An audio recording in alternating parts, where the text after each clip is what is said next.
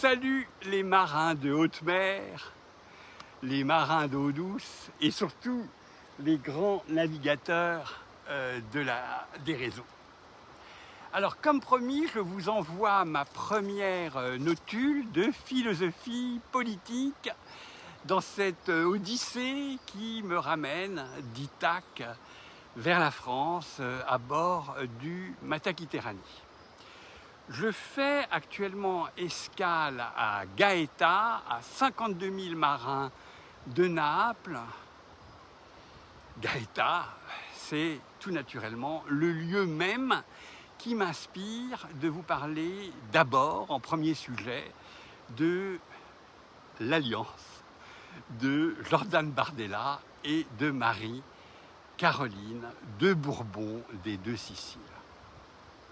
Impossible de ne pas y penser ici. Gaeta est le dernier lieu de résistance de la famille des Bourbons. C'est là qu'ils ont abdiqué, c'est là qu'ils ont perdu leur royaume face aux troupes de Garibaldi. Alors pour vous faire sentir ce qu'est Gaeta, j'ai laissé le Mataquiterani au port, j'ai escaladé le mont Orlando pour vous, je suis d'ailleurs en nage, et quand même, ici, vous le voyez, tout est suprêmement beau, suprêmement élégant. C'est la perfection de ce qu'en latin on appelle un locus amoenus, un lieu idyllique où la géographie devient histoire, l'espace devient temps, où les roches parlent. Tout est beauté, tout est esprit. Et justement, derrière moi, vous voyez le château angevin aragonais, qui est un condensé de l'histoire européenne. C'est sous Charles d'Anjou, le frère de Saint-Louis, que ici se sont affirmées, en tout cas militairement, les ambitions méditerranéennes de la France, avec, comme Naples, nouvelle capitale d'un grand royaume sicilien. Puis il y a eu d'autres conquêtes, d'autres histoires qui passent par les Espagnols, par Napoléon, par les Anglais. Vous les lirez, on n'a pas le temps. Je veux simplement ici donc évoquer le dernier siège de Gaète, celui de 1861. C'est là qu'après avoir été chassé de Naples par les Garibaldiens, le roi François II et sa femme, Marie-Sophie, se replient dans cette forteresse avec leurs troupes restées fidèles à la monarchie. Alors, Marie-Sophie de Bavière, c'est-à-dire la sœur de Sissi impératrice, la grande dame, celle que Proust appelle la reine soldat, quand il la verra plus tard, réfugiée, exilée à Paris, où il avait fait construire un hôtel particulier en 1902, je crois que c'était plutôt à Neuilly. Mais restons en 1861. Marie-Sophie fut héroïque auprès des soldats sur les remparts, face aux bombardements, auprès du peuple. Elle fut l'âme de la résistance, de la légitimité dynastique contre la modernité nationaliste. Les Bourbons de Naples et des Deux Siciles furent vaincus, l'unité italienne fut achevée aux dépens du Sud, il faut bien le dire, et c'est sur un bateau de guerre français, la Mouette, que le couple royal fut exilé vers les États pontificaux. Alors, à quoi je pense ici? Aux élections présidentielles françaises et à l'extraordinaire coup politique que constitue le projet d'alliance entre Jordan Bardella et Marie-Caroline de Bourbon des Deux Siciles. Je les avais vus en janvier dernier dans la loge royale du Teatro San Carlo à une représentation, c'est un peu un comble, une représentation de Nabucco. Mais je dois dire qu'il m'avait fortement impressionné. Bon, j'en parlerai, sans me prendre pour Talleyrand à organiser des mariages dynastiques ou un Metternich réorganisant l'Europe, ni même un Stendhal peignant une extraordinaire scène napolitaine. Peut-être que je publierai ce que j'ai vu dans une sorte de tableau historique, pour reprendre la notion de Chateaubriand. Alors, vous le savez, rien n'est conclu. Peut-être que Bardella ne sera pas candidat. Peut-être que s'il l'est, cette alliance ne durera pas, ce que je ne leur souhaite pas. Peut-être d'ailleurs que les intéressés eux-mêmes n'ont pas encore pris toute la conscience de ce qu'ils sont en train d'accomplir. Hein, si je peux me permettre un petit conseil, il faudrait que Marie-Caroline sorte un peu de son rôle de jet-setteuse de la Riviera quand même. Hein. La France n'est pas Monaco. Hein. Il faudrait qu'elle entre un peu plus dans son rôle de reine.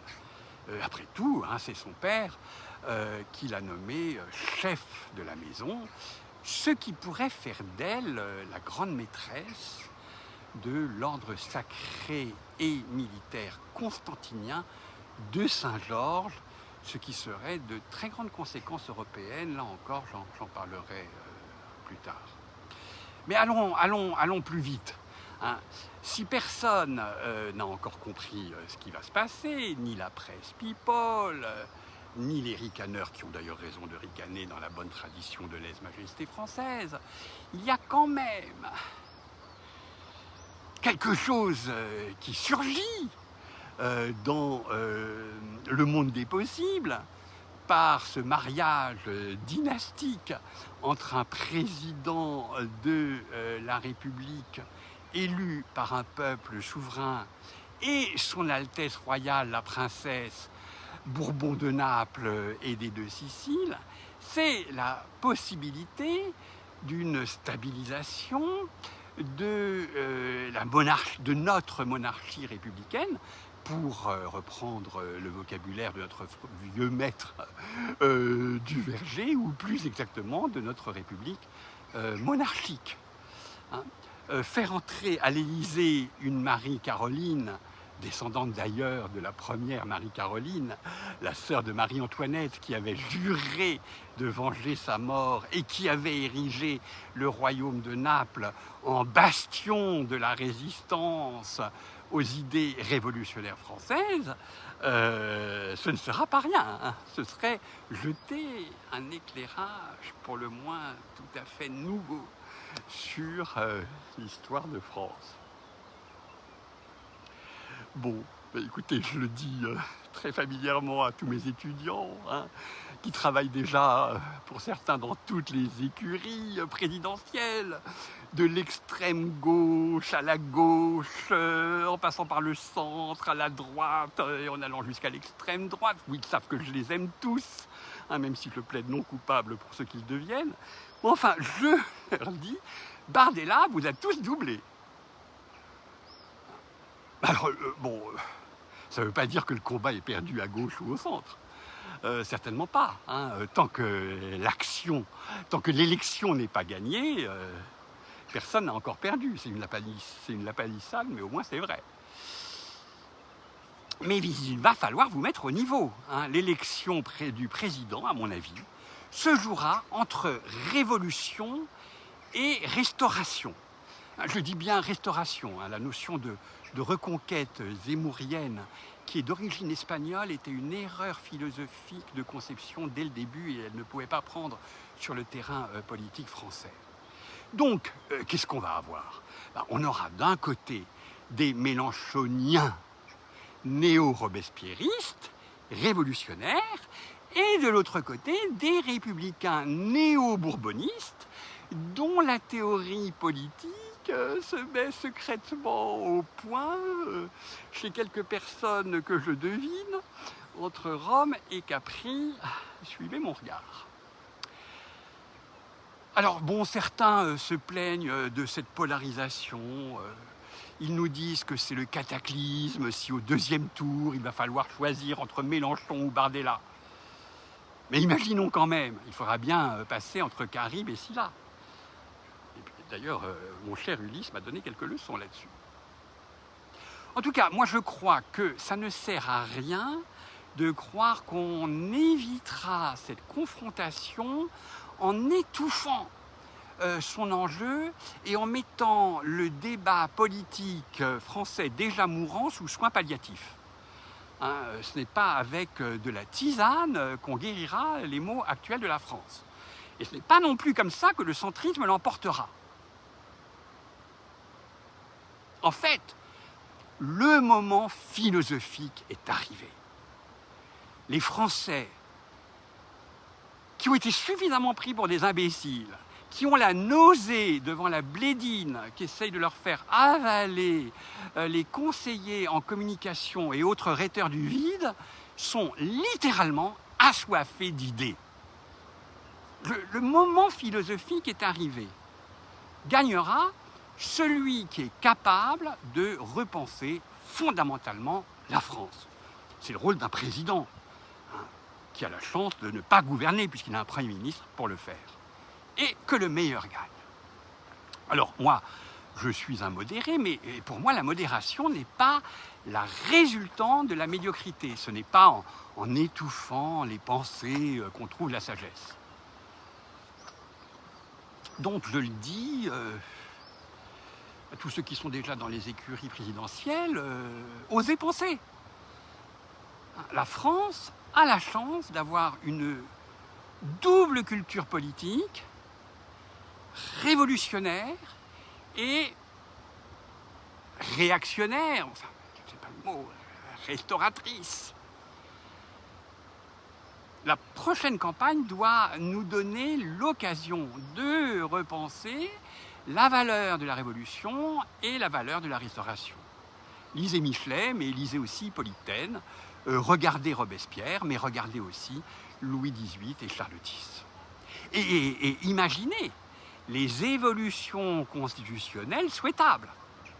Ce sera soit la 6e République de la Nouvelle-France, soit l'accomplissement monarchique de la 5e, qui, au demeurant d'ailleurs, pourrait s'avérer favorable, puisque l'identité historique serait garantie, à l'inclusion, une meilleure inclusion des nouvelles populations. La République monarchique française pourrait tout à fait réussir là où la monarchie constitutionnelle anglaise échoue tristement aujourd'hui. Et ce que je dis n'a rien à voir avec l'en-même-tempisme, mais tout avec l'intensification intellectuelle de nos contradictions, qui nous traversent d'ailleurs. Je veux, pour cette présidentielle, un combat de géants, une confrontation civilisée, mais passionnée, qui rende vie à la pensée politique française. Donc, n'ayons pas peur des idées. Et pourquoi d'ailleurs c'est important? Parce que le moment philosophique, ce que j'appelle le moment philosophique, il est mondial. Regardez ce qui se passe aux USA, en Chine, en Russie. Regardez le monde. Au-delà du fracas des batailles, le monde gravite en silence autour des philosophes. Dans la Silicon Valley, je ne sais pas comment les appeler, les geekocrates ont compris que le pouvoir, c'est pas l'argent, c'est la philosophie. Et dans leur cerveau un peu atteint, il faut bien le dire, ils inventent un roi philosophe, des anti-lumières. Mais allons-nous nous mettre à cette école? Allons-nous écouter Peter Thiel? À Pékin ou à Shanghai, où je suis d'ailleurs allé les rencontrer, des philosophes néo-confucianistes inventent, travaillant jour et nuit à la chinoise, la philosophie de l'Empire du Milieu. Est-ce que nous allons les laisser faire? En Russie, les slavophiles, à la manière de Douguine, aiguisent les sabres mystiques avec lesquels ils croient fourbir la révolte d'un Sud global, avec à sa tête un patriarcat de Moscou. Est-ce que nous allons subir, sans broncher, ce mysticisme un peu trop imbibé de vodka? C'est la France qui a la philosophie politique la plus riche. ou plus exactement, pour reprendre le terme d'ailleurs que j'avais inventé pour les enseignements du master de philosophie politique à Sciences Po, c'est la France qui a la philosophie publique. Comme à côté du droit public, nous avons une philosophie publique qui est la plus élaborée. Et cette philosophie publique devrait-elle rester muette au moment du choix décisif? Donc, le moment philosophique est arrivé, il a des dimensions mondiales, et moi j'ai la conviction que en fait, ce moment pourrait être français. Paris peut tout perdre, mais elle ne peut pas perdre la philosophie. La France est la seule surpuissance philosophique. Et encore faut-il qu'on travaille à maintenir son rang. Ce qui commence, à mon avis, par le grand débat national de l'élection présidentielle. Et que nous soyons tous là, mobilisés, à obliger le futur président de la République à élaborer une philosophie publique explicite. Alors j'y contribuerai au long de mon odyssée à bord du Matakiterani. Je ne pourrais rien faire d'autre que d'envoyer ces petites notules. Puissent-elles au moins par petites touches stimuler la réflexion et obliger les candidats à élever un peu leurs pensées. Allez, les marins de haute mer, les marins d'eau douce et les navigateurs passionnés des réseaux, regardez la mer. Elle ne conserve nos sillages que par la mémoire de ceux qui les racontent.